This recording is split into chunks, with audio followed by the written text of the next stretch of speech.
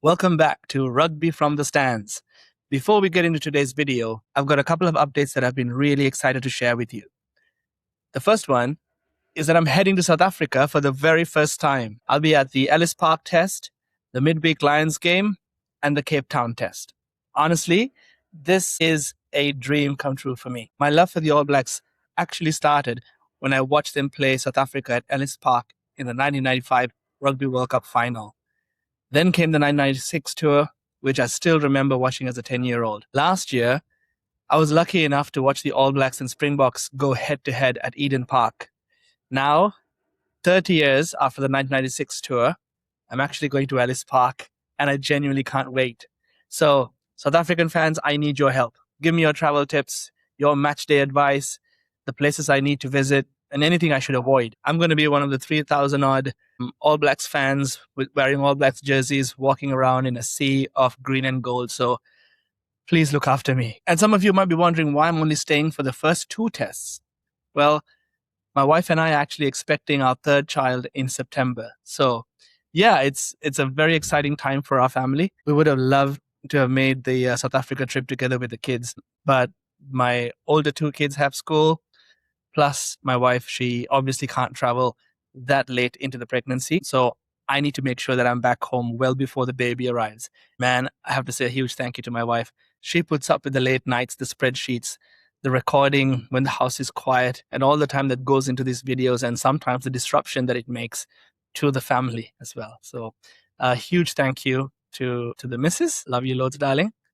Anyway, I'm incredibly excited about the next few months. I wanted to share that with all of you first, because so many of you have supported this channel from the beginning. Right, now let's go into today's video. Let's get the charts up. Both the 44-man squads have now been named, and I have gone through the club numbers for all 88 players, and I wanted to know what each coaching group has actually prioritized. Where are the 2 squads different? Which selections make more sense once you look at the numbers? And are the Springboks actually bigger than the All Blacks? Or is that just something we all repeat every time these teams play? There's 24 charts that we'll go through, so please sit back, relax, go grab yourself a coffee, because this might be a bit of a long one. But as usual, before we touch a number, here's the caveats. All the playing stats are from Rugby Pass, but the squad details, things like age, height, weight, and test caps, they all come from the official All Blacks and SA Rugby websites. For New Zealand, almost the entire squad, as you can see here, is coming out of Super Rugby. 40 players come from there. Adi Savea and Anton Leonard-Brown played for Japan. Rico Ioane played in the URC. And Fabian Holland, he didn't play this club season because of injury. South Africa is a much bigger mix. Most of their players were in the URC, but there are also players from Japan, the top 14, and the Premiership. We have no club numbers for Mani Lebok because he played in the 2nd division of Japan League 1, which Rugby Pass does not cover. The Champions Cup is also important as well. It makes up roughly 12.2% of the Springbok squad's club minutes, but only 1.5% of New Zealand's, which basically is Rico. So these are different competitions, different referees, different defensive systems, different schedules. So it's clearly not apples to apples. So don't come at me in the comments. But I'm using these numbers as clues. They can show us the type of player each coach has picked and the sort of qualities that keep appearing across a squad. They cannot prove exactly how either team will play in a test match. And the reason I have used the club season rather than the last few tests goes back to something what Dave Rennie said recently at the squad announcement. He said that they'd already picked this 44-man squad before they chose the 34 for the Nations Championship. So when they made the first selection, the club season was the rugby that they had in front of them. That's why I think these numbers are worth looking at. So with that out of the way, let's start with the front row. Along the bottom, we have tackles per 80 minutes, and up the side, post-contact meters per 80. So the further right a player sits, the more tackling he gets through. The higher he sits, the more ground he makes after contact. The first thing that jumps out is the New Zealand hookers. George Bell gives you 32.8 post-contact meters per 80. Samisoni Taukiaho is on 31. Asafo Aumua is on 28.4. The best Springbok front rower for post-contact meters is Malcolm Marx at 22.3. On the tackling side, Ollie Norris is out on his own at 16.4 per 80. George Bauer is at 14.8. Thomas du Toit is the leading Springbok at 14.7. So the way I read this, New Zealand have picked a very mobile front row. They want those guys getting off the floor, folding around the corner, and staying involved when the game speeds up. That clearly fits Super Rugby, and it also fits the tempo Dave Rennie and Mike Blair seems to want. But it does not tell us who will win the scrum. I have no scrum data here at all, and we will come back to that limitation right at the end. But around the park, New Zealand have a lot of front rowers who can work. Now, there's one rather large problem with that comparison. Malcolm Marx won 15 turnovers in his club season. All 4 New Zealand hookers put together won 16. Marx did that in 928 minutes. The 4 New Zealand hookers played 2,843 minutes between them. So normalizing it for game time actually makes his number look even impressive. Per 80 minutes, Marx is at 1.29 turnovers. The combined New Zealand rate is 0.45. That is an outrageous number. Johan Grobela also won 11 turnovers and made 195 tackles across 19 games. Marx is the obvious outlier, but the Springboks have another hooker who does a lot of breakdown work as well. We saw a similar pattern when I compared the All Blacks with France. Their hookers were much more active over the ball than the New Zealand hookers. My suspicion is that some of this comes from the way the teams play. If you play tighter, your hooker is often closer to the next breakdown. If you move the ball wide, like how the All Blacks like to play, that breakdown work falls more often to the loose forwards and midfielders. So it is partly the player and partly the opportunity the system gives him. Either way, when Marx is on the field, the All Blacks have to know where he is. If a carrier gets isolated and Marx is the first man over the ball, that pressure can disappear in one phase. This chart includes every genuine lineout option. Because if you only look at the locks, we miss one of the most interesting selections in the squad. Anton Segner took 58 lineout balls for the Blues this season. He is listed as a loose forward. Only Rohan Nokia on 68 took more than him across either squad.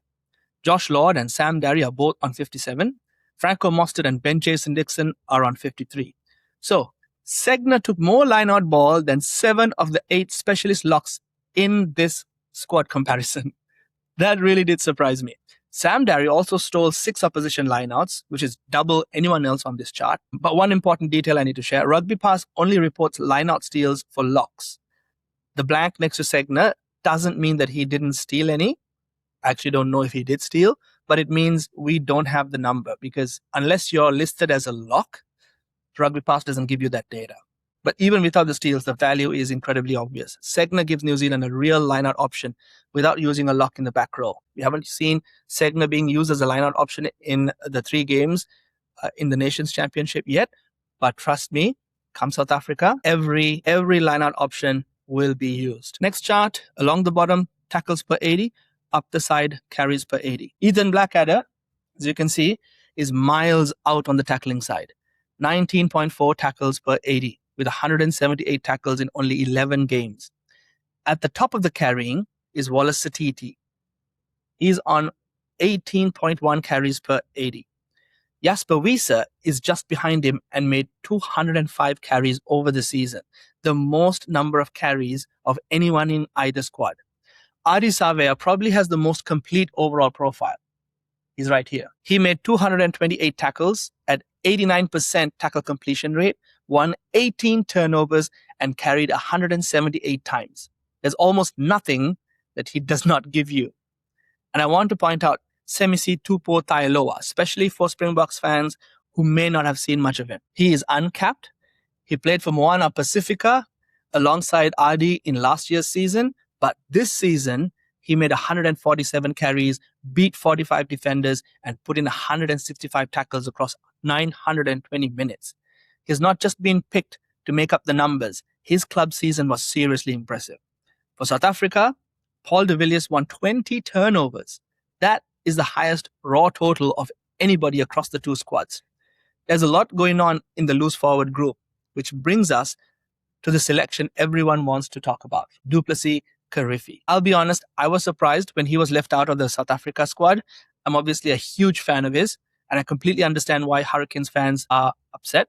Not just Hurricanes fans, but generally a lot of All Blacks fans are Du'Plessis Kirifi fans as well. And he's very hard not to like, right? But then I heard Neil Barnes say on the Aotearoa Rugby pod something to the effect that if you're basically the best player in your position, then you'll be in the All Blacks. And that made me want to test the selection, because it kind of tells us that this coaching team don't think Kirifi is the best 7 in New Zealand.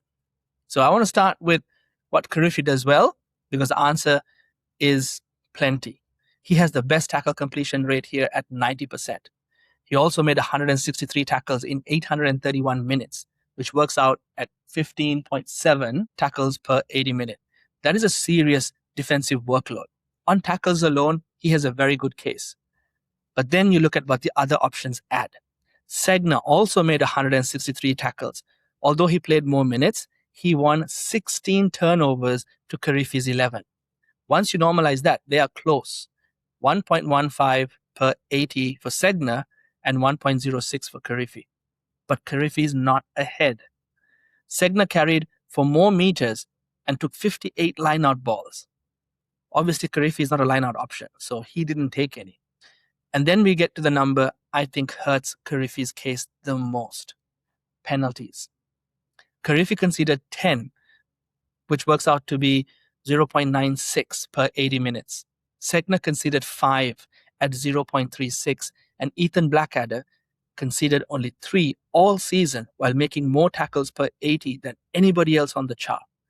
So if the coaches are asking for a 7 who can cover another role, give them a lineout option, and stay relatively clean, I can see why they chose Segner. If they want a heavy defensive workload and dominant contact, Blackadder and Tailoa give them a different point of difference. Kirifi's case is tackle volume and tackle accuracy, and he's excellent at both. The problem is that the other players give the coaches more somewhere else. I don't think that this chart proves that the coaches are right about everything. Obviously, they have GPS data, repeat effort numbers, back in game numbers, and a lot of information that you and I don't have access to.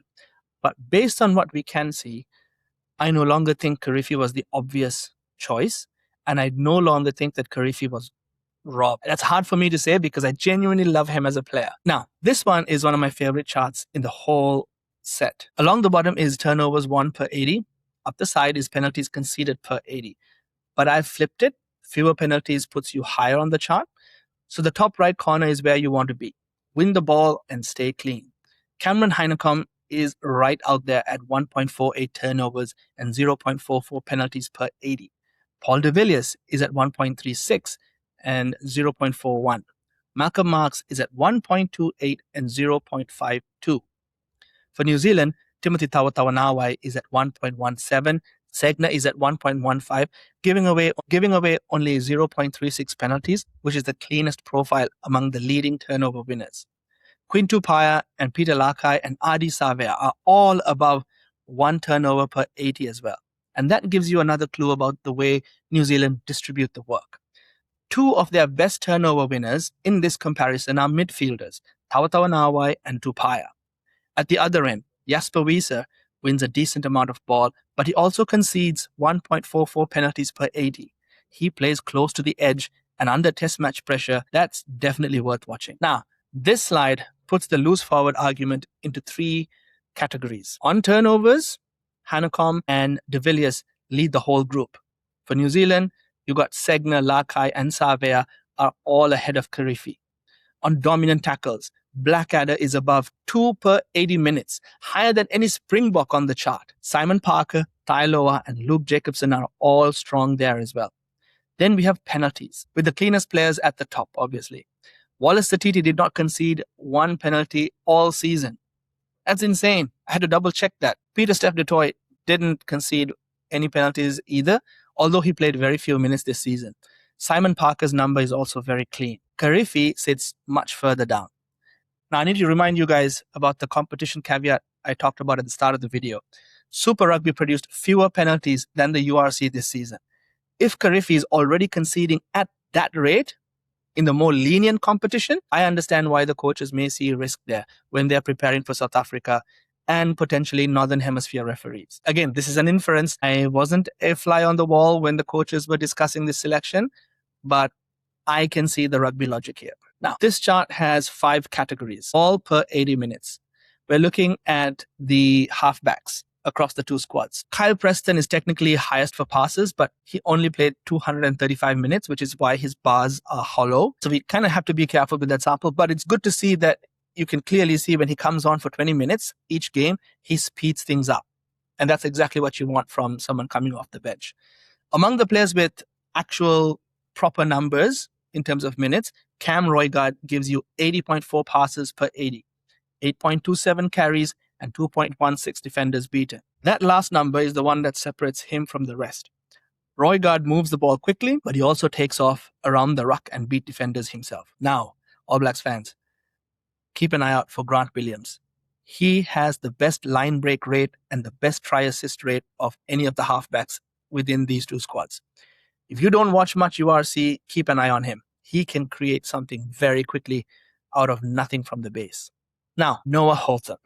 He wasn't selected, but his season is a lot hard for me to explain away than Kirifi's. If you compare him to Cortez Ratima, Hotham is ahead for carries, defenders beaten, line breaks, and try assists. Ratima is ahead only for passes.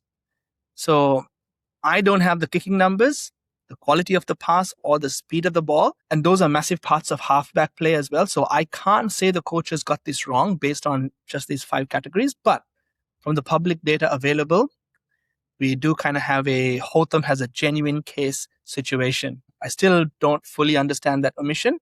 But again, in Wrens, we trust, right? Okay, next chart.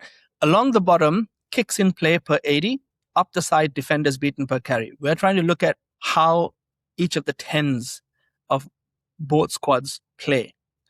The player at the top right can control territory with the boot and still threaten the line.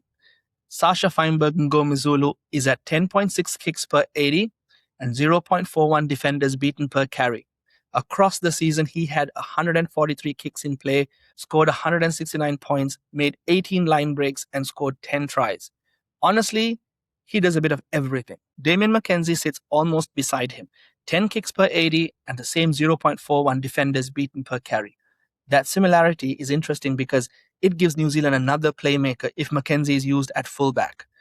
On kick receipt, he can make the first decision rather than waiting for the ball to find the first 5. Borden Barrett has a different club profile. He kicked less and challenged the line less. He looks more like the game controller here. Andre Pollard sits in a similar area. Josh Jacob, the new debutant, also kicks a lot for a young player at 8.9 per 80 across a decent sample. Vusi Moyo played only 59 minutes. I'm not going to pretend that tells us anything, but Springbok fans, I would genuinely like some context around him as well.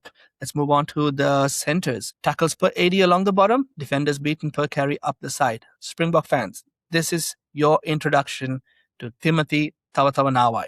He played most of his club minutes on the wing for the Highlanders, but he has been named as a midfielder in this squad. In last year's club season, he also played as a midfielder, and his defenders beaten rate is miles above anyone else on the chart. Andre Esterhuizen is next, although his tackle volume surprised me. He made 45 tackles in 1,040 minutes, about 3.5 per 80 minutes. That, to me, feels a little low for a 12, and I would be interested to know whether it reflects the Sharks' defensive system or a problem with this data. On the New Zealand side, Quinn Tupaia is making 11.9 tackles per 80. Jordie Barrett is at 9.9, and Anton Leonard-Brown is at 8.5. Tupaia's full season is impressive. He was the Super Rugby Player of the Year, and his performance had 167 tackles, 16 turnovers, 12 line breaks, and 8 tries. Jesse Creel is the gain line man. He averaged per carry and 3.62 meters after contact. So the 2 squads can hurt you differently here. New Zealand's midfielders get through a lot of defensive and breakdown work. South Africa have some very powerful carriers. This slide adds a bit more detail for our midfielders. And I've also included Rico Ioane here because he started at 13 against all of the South African URC teams for Leinster. Even though for the All Blacks, he's been named as a back 3. On tackle completion, Leonard-Brown and Tupaia are at the top with Jordie just behind them. On turnovers, Tawatawanawai and Tupaya are both above 1 per 80. That is loose forward output from the midfield. On passes, Geordie is well clear. He's the midfielder most involved in putting others into space. He also leads the dominant tackle rate. And that surprised me because I expected Deolande or Esterhazen to lead that category. Where the South African centres do stand out is post-contact meters. Creel and Deolande make ground once the defender has already got hold of them. Tawatawanawai sits among those South African post-contact numbers as well. Rico's profile is difficult to make a selection case from. He sits behind most of the specialist centres on these numbers and recorded no dominant tackles. To be fair to him, this mixes wing and centre minutes, and he's been named in the back three. I also can't put a number on what an experienced test player adds during a long tour and a midweek game. So my read is that his selection is probably about cover and experience more than the club numbers forcing the coaches to select him. That's my hunch, not something that the charts can prove. Now, let's look at the back three. Defenders beaten per carry along the bottom, meters per carry up the side. Cheslin Kolbe is on his own space for beating defenders, 0.6 per carry. He finished the season with 1,481. The man slightly ahead of him for meters per carry is Fehi Finianganofo at 8.37 to Kolbe's 8.18. So Kolbe has the stronger combined position, but Finianganofo genuinely leads one of these two numbers. Leroy Carter is the post-contact carrier. He gives you 5.07 meters after contact per carry, the best of the whole group. Josh Morby and Finianganofo both scored 17 tries in the Super Rugby competition this year. Quan Horn is the outlier in a different way. He kicked 121 times in play and played 1,508 minutes, the most of anyone in either squad. So it looks like his club role is more of a kicking fullback. Now, let's look at how often the two different sides complete the tackle. Now, look at this one a little bit carefully, okay? Because New Zealand's median tackle completion is 80%. South Africa's is at 78%. That's a small gap, but the league context makes it kind of interesting. The URC median is 81% and the Super Rugby median is at 79%. So the Springbok squad played mostly in the competition with the higher tackle completion rate. Yet their players still came out slightly lower. I've heard people explain this by saying the Springboks use a blitz defense, but these are club numbers across different systems. So we can't simply apply the Springbok defensive system to every missed tackle here, especially because all these players play in so many different competitions as well. Having said that, the difficulty of the tackle and the player's defensive role both affect these numbers, and this data set does not show either. So I would treat this as a small warning sign, especially in the back three, rather than a final judgment on either defense. Now, next chart.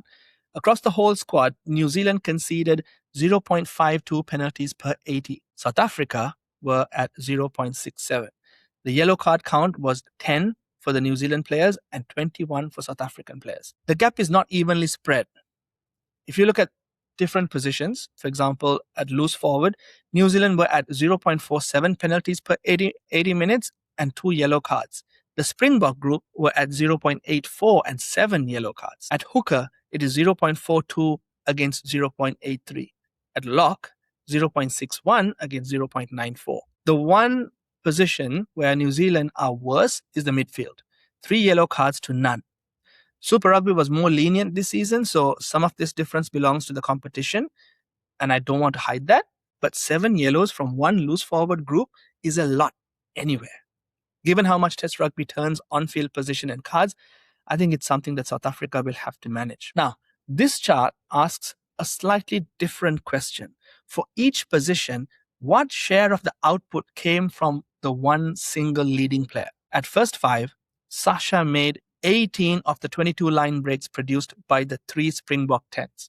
That is 81.8%. New Zealand's leading 10 contributed just under a third of their group total. At hooker, Malcolm Marx produced more than half of South Africa's turnovers. The leading New Zealand hooker contributed 31.3%. Ruan Nokia took more than half of the Springbok lock's lineout ball. Sam Darry's share for New Zealand was 36.1%. And remember that Segner actually took more lineout ball than any other New Zealand lock, and he's not part of this data set. So the same pattern appears in the midfield, the back three, and the loose forwards. I'm not saying that one style or system is automatically better. South Africa have players who can change a test almost by themselves. Marx can steal a ball when the opposition think they're about to score. Sacha can find a gap that no one else can see. Kolbe can beat a defender when there's almost no space. But New Zealand spread more of the work across the group. A turnover can come from a center, a lock might arrive at a ruck and move the ball like a halfback, a front rower has to keep folding into the next phase. That shared workload makes sense if they want to play at tempo. The risk for South Africa is what happens when one of those individuals is missing. The risk for New Zealand is whether a group effort can produce the one decisive moment that wins a tight test. Before we move on to the age, the caps, the weight and height of these players, I want to pull the ball-playing rugby stats together. For New Zealand, the clearest strength is work rate across the pack. Their loose forwards made 1,301 tackles in the club season, compared with only 1,082 for the Springbok group. They play more minutes per game and the load is spread across the squad. They were also cleaner on discipline. Their front rowers were more mobile and they've got line-out options outside the locks. For South Africa, the clearest strength is the quality of the individual match winners.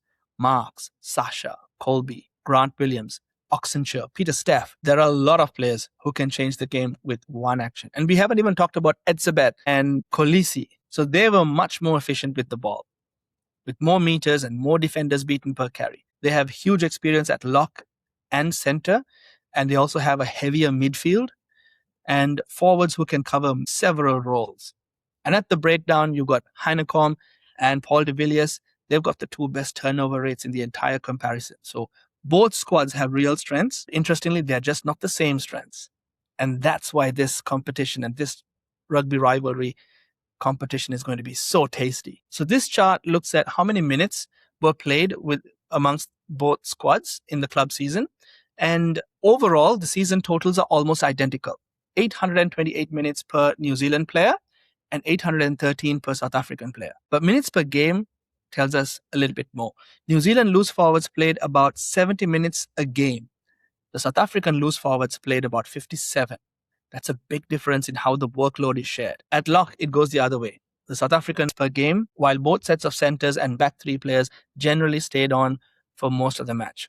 Then there are the low minute players. New Zealand have 4 below 400 minutes. South Africa have 7. And some are enormous names. Lou Diaga, he played 57 minutes. Eben Edzabet, 160. And Peter Steff du Toit, 219. You can read that in two ways. Maybe there is a match readiness question, or maybe a group of very experienced test players arrives fresh after a long break. Me personally, I lean towards the second one. Those guys can walk straight into the team and feel like they never left. Okay, how old are the two squads?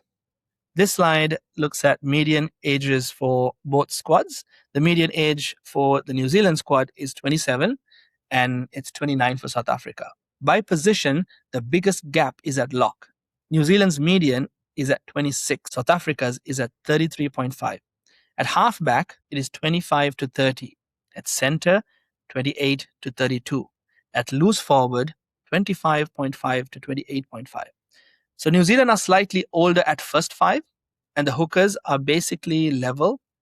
I've used medians deliberately because the age range is quite huge. You got Cody Taylor, who is 35, while one of the other New Zealand hookers is 24.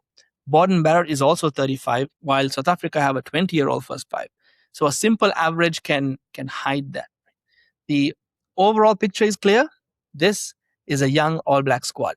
And honestly, when people say New Zealand are refusing to give young players a chance, I don't think that claim is true for this chart. There's a lot of youth in this group. If anything, the question is whether some positions are a little too young for a tour of South Africa a year out from a World Cup. Conversely, it's also an incredible opportunity. These players are going to learn a huge amount from this tour, whether they start a test or play in the midweek side. Now, let's look at how many tests these players have played. The median across both squads is 18.5 test caps for New Zealand and 24.5 for South Africa. Again, the overall number hides where the experience sits. South Africa's centers have a median of 90 caps. New Zealand's are at 26. Damian Dealande has 99 test caps. Jesse Creel is on 90. At lock, South Africa's median is 78.5. New Zealand's is 15. Etzebeth has 141, Mostert 84, and Lutiaga 73. So that is a serious advantage in two positions where combinations and decisions under pressure are so important. South Africa also have the more experienced back three. New Zealand are ahead at first five and at hooker, which kind of did surprise me. The midfield is the part that worries me most as an All Blacks fan. Dialande and Creel have played together for years. New Zealand are still looking for the long-term combination. So let's see what this tour teaches us about the midfield combination. So the younger players may have more pace and less mileage in the body, but you can't fast forward 70 tests of shared experience. This chart genuinely does my head in a little bit. The squad median is 107.5 kilos for New Zealand and 107 for South Africa. The number you see on this slide is average numbers. So again, even if you look at averages, 106.2 kilos for New Zealand and 104.7 for South Africa. There is basically nothing in it. Every time these teams meet, we hear that the Springboks are monsters and the All Blacks are trying to survive against these enormous men. Look, the Springboks are enormous. Of course they are. But so are the All Blacks. Pasilio Tosi is listed at 140 kilos. Kalu Saidi, I hope I'm pronouncing his name correctly. Correct me if I'm wrong in the comments, please. He is at 135 kilograms. The median prop weight is identical at 123.5. There are real differences within positions. South Africa's centers are 10 kilograms heavier at the median, and I absolutely expect that to show up in the collisions. And their hookers are heavier as well. But New Zealand's locks are heavier on the median. So are their halfbacks. And their back three is considerably heavier too. So if South Africa dominate a scrum, it's not simply because they brought larger men and New Zealand did not. It's actually technique, cohesion, body height, and 8 players producing force together. Both squads are full of massive people. South Africa just used that size in different ways. The height tells the same story. New Zealand's squad median is 187 centimeters. South Africa's is 188.5. South Africa are slightly taller overall, but we're not looking at two different species here. New Zealand's props are taller.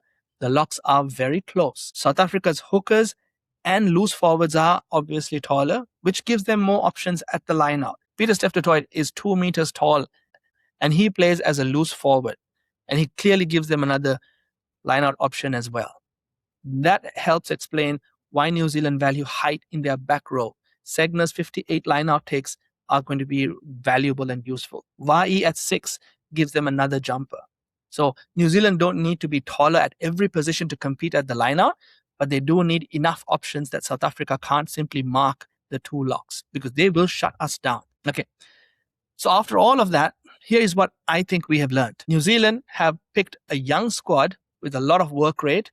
Their front rowers are mobile. Their loose forwards play long minutes, and jobs like turnovers and carrying are spread across the team. South Africa have far more experience at lock and center, more positional flexibility in the forwards, and a frightening number of individual match winners. The club numbers also suggest a genuine discipline question for the Springbok loose forwards, and that probably explains why this time around, if you saw the last 3 games that the Springboks played in the Nations Championship, they had hardly any dominant tackles. And that is probably a tactic that Rassie is employing to make sure that there's 15 players on the field and they don't allow any of the loose forwards or the forwards to get carded. But I also need to come clean, and that's what this slide basically tells us. This is all the stuff that is missing from the analysis. I don't have scrum outcomes. I don't have line-out throw accuracy. I don't even have kick meters or kick retention or the different types of kicks. So I don't even have carrying errors, no pass accuracy, and nothing in this data set can tell us what happens when these players put on their national jerseys and walk into Ellis Park. So that is why I see this as a squad profile, not as a prediction model. Right? So my question to you is, which advantage will travel better into the Test rugby? New Zealand sharing the work across the group and playing a high work rate game plan, or South Africa having more players who can change the game on their own? And Hurricanes fans or Du'Plessis Kirifi fans, tell me where you think I've got the Kirifi argument wrong. I know that that will definitely divide opinion amongst people, so give me the rugby reason. Now, before I go, I also want to thank all of you who take the time to comment, engage with the videos, and share them around. Some of you have told me that my videos have been shared on Reddit, inside WhatsApp groups and on Facebook groups. And honestly, you guys are the absolute superstars. You guys are actually the ones helping people find the channel. So a huge thank you for that. You guys have helped me far more than the YouTube algorithm ever has. So guys, I also want to give a shout out to one of our community members, Willie McLean. Willie emailed me a really cool tool that he built, and I've put the link in the description below as well. It gives you a really nice visual way to keep up with the All Black squad, including the positional changes from 1 week's team to the next. So for example, Quintupaya against Ireland, he came in, Billy Proctor was out, and then you can see the changes in the bench as well. So go and have a look. I think this is a really useful squad tracker. And if it is useful for you, please go ahead and use it. And yes, you can email me as well. The address is rugbyfromthestands@gmail.com. If you've built a rugby tool for yourself to keep track of something, and if it could help another rugby fan, I'd love to see it and share it with the community as well. So thanks, Willie, for sharing that and for supporting the channel. So guys, a lot is happening for our family and for this channel, and I'm very grateful that all of you are part of it. If you enjoyed this extremely nerdy rugby comparison, share it with someone who loves rugby and stats. Thank you for watching, and I will see you in the next one.